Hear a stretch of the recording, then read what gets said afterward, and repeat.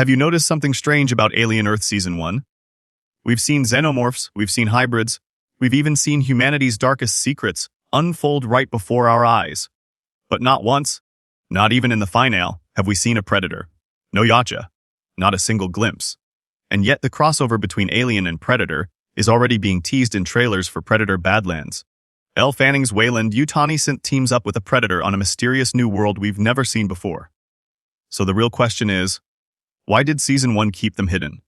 Now, here's where it gets suspicious.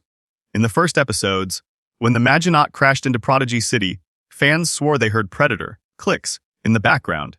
The sound was so distinct it sent Reddit spiraling into theories.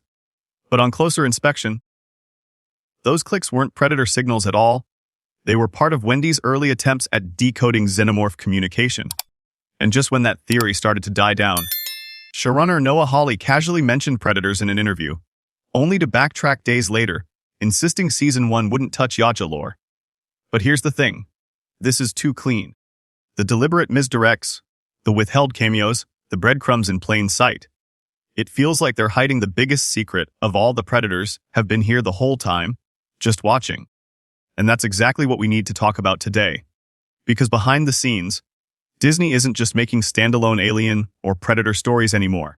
They're building a shared cinematic universe, Marvel style. Alien Romulus, Predator Badlands, Alien Earth, all interconnected, all moving toward one inevitable event, the rebirth of Alien vs Predator. Now, before we unravel the forbidden knowledge about why the Predators were erased from Alien Earth Season 1, let me just say this. If you've been enjoying these deep dive breakdowns into the Alien and Predator universe, make sure you hit that subscribe button right now.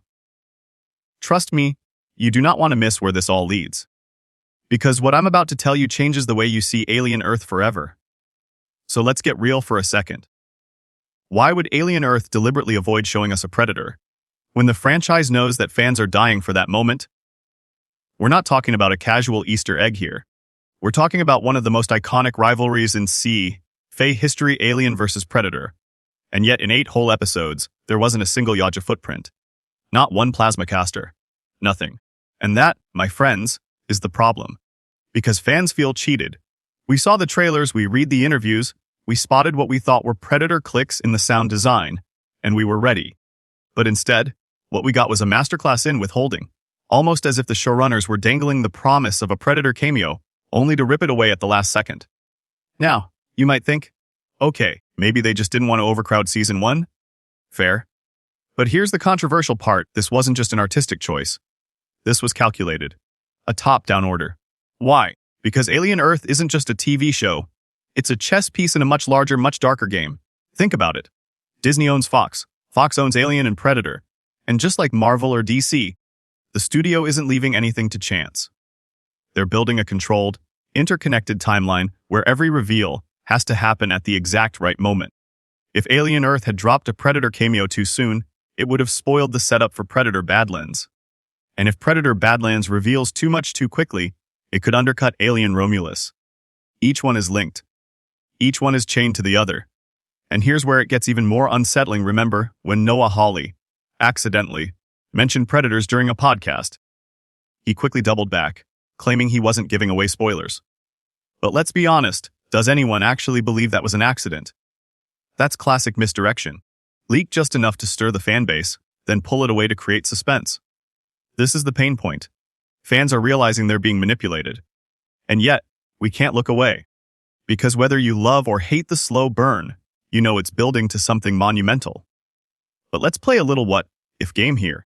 What if the Predators were actually present during Alien Earth Season 1, but hidden in plain sight? Not physically maybe, but in surveillance, watching, studying, waiting. The Yacha don't always rush into the hunt. Sometimes they observe for years, even decades.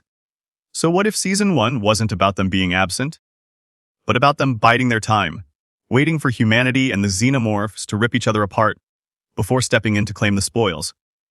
Wouldn't that fit perfectly with the Predator code? Always choosing the most dangerous hunt, always waiting for the highest stakes. And right now, with hybrid xenomorphs like Wendy and human villains tearing each other apart, maybe the Yacha are licking their mandibles, preparing for Season 2. I want you to think about this. We already know the Yacha have visited Earth countless times in the timeline. The Prey film showed us their hunt stretching back centuries.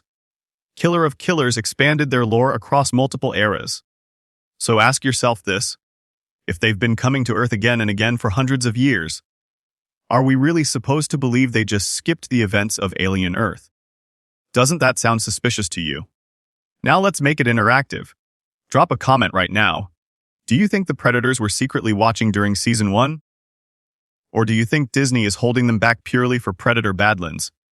I'll be looking through your theories, and trust me, some of your comments have been better than what the actual writers are giving us. And I've got to admit something too. I was one of those fans who, during Episode 1, paused the screen, turned up the volume, and thought, wait, that's it. That's the Predator click. They're here. I spent a good hour rewatching the scene, only to realize later it was Wendy's detector. Yeah. Imagine explaining to your friends that you stayed up until 3 a.m. convinced a synth child was secretly a predator in disguise. Not my best moment.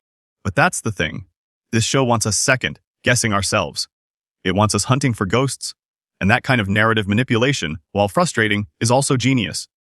Because it hooks us. It forces us into the rewatch. And every rewatch means we're falling deeper into the web. So the problem isn't just no predators in Season 1. The real problem is that the Alien Earth finale left us with more questions than answers.